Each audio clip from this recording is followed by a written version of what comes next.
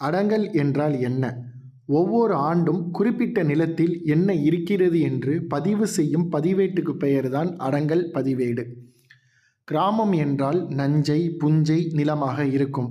அதில் வருடா வருடம் என்ன பயிர் வகைகள் செய்யப்பட்டிருக்கிறது என்ற விவரத்தை சொல்வதும் இந்த அடங்கல் பதிவேட்டில் இருக்கும். நிலத்தில் என்ன இருக்கிறது, என்ன இருந்திருக்கிறது என்று சொல்லும் உண்மை நகலை அடங்கல் என்று சொல்லலாம். விவசாய நிலமாக இருந்தால் அடங்கல் சான்றிதழை வைத்துத்தான் வங்கி கடன், மானியக் கடன், நிலவள வங்கி லோன், அரசு இலவசமாக அல்லது மானியமாக விதைகள் கொடுத்தால் கூட வாங்க முடியும். இதுவும் நடைமுறையில் ஒரு முக்கியமான சான்றே. ஒரு பேரூராட்சி அல்லது நகராட்சி என்றால் குறிப்பிட்ட நிலத்தில் ஹோட்டல், கடைகள், வணிக நிறுவனங்கள், வீடுகள் என்று ஏதாவது ஒன்று இருக்கலாம்.